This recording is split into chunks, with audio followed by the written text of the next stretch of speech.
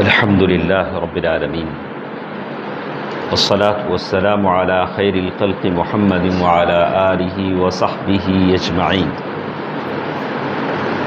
محترم حضرات، کل کے درس میں ہم نے سنا تنہائی میں بھی ایک شخص تنہا ہے، اسے نماز کے تعلق سے کوئی پوچھنے والا نہیں ہے، پھر بھی وہ اللہ سے ڈر کر جب نماز کا وقت ہو جاتا ہے تو اذان دے کر نماز پڑھتا ہے تو اللہ تعالیٰ فرشتوں کے سامنے اس کے لیے فخر کرتے ہیں، تعجب کرتے ہوئے کہتے ہیں کہ میں نے اسے بخش دیا۔ آج ہمارے سامنے جو حدیث ہے کہ ہم نمازیوں کے لیے فرشتے وٹنس ہوتے ہیں، گواہی دیتے ہیں، جیسے حدیث کے الفاظ ہیں۔ ابو ہریرہ رضی اللہ تعالیٰ عنہ کی حدیث ہے، عن ابی ہریرہ رضی اللہ عنہ ان رسول اللہ صلی اللہ علیہ وسلم قال يتعاقبون فيكم ملائكة بالليل وملائكة بالنهار ويجتمعون في صلاة الفجر وصلاة العصر ثم يعرج الذين باتوا فيكم فيسألهم وهو أعلم بهم كيف تركتم عبادي فيقولون تركناهم وهم يصلون وأتيناهم وهم يصلون۔ ابو ہریرہ رضی اللہ تعالیٰ عنہ سے روایت ہے کہ رسول اللہ صلی اللہ علیہ وسلم نے فرمایا، تمہارے پاس فرشتے دن رات کو باری باری آتے ہیں۔ فرشتے ہمارے پاس رات اور دن میں باری باری آتے ہیں اور صبح کی نماز اور عصر کی نماز میں اکٹھے ہو جاتے ہیں۔ صبح کی نماز اور عصر کی نماز میں اکٹھے ہو جاتے ہیں، اسی لیے اللہ کے نبی صلی اللہ علیہ وسلم فرمایا، من صلی البردین دخل الجنہ، جو شخص دو ٹھنڈی وقت کی نماز پڑھے گا وہ جنت میں داخل ہوگا۔ بردین سے مراد ایک فجر کی نماز جب ٹھنڈا وقت ہوتا ہے، ایک عصر کی نماز جب وہ ٹھنڈے وقت میں پڑھی جاتی ہے۔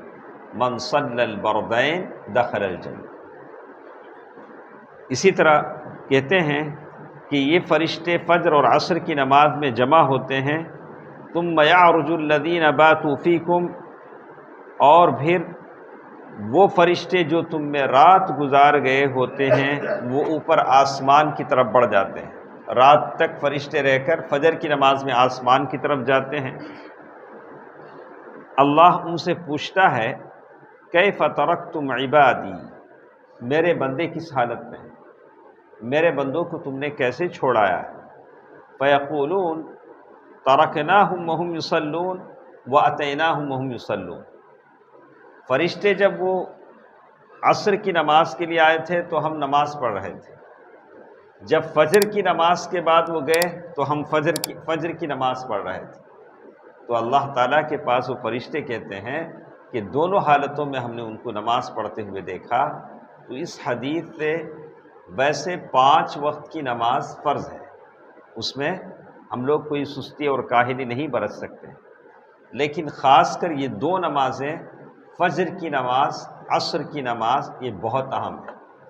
فجر کی نماز اس لیے کہ مجھے اور آپ کو نیند چھوڑنی پڑتی ہے، سردی کے دنوں میں سردی کی وجہ سے، گرمی کے دنوں میں رات بھر گرمی کی وجہ سے نیند نہیں آتی تو صبح کے وقت آدمی سونے کی کوشش کرتا ہے۔ بہرکیف فجر کی نماز ذرا ہمت والوں کا کام۔ ویسے آپ دیکھیں گے کہ آس پاس میں بہت بڑی آبادی ہے، ہماری مسلمانوں کی بہت بڑی آبادی، لیکن اللہ تعالیٰ نے ان لوگوں میں سے چن کر منتخب کر کے آپ کو لایا ہے۔ فرشتے یہی کہیں گے کہ اللہ فلاں فلاں فلاں فلاں یہاں ہیں، باقی اپنے بیڈ پر سو رہے ہیں، باقی لوگوں کو ہم نہیں جانتے۔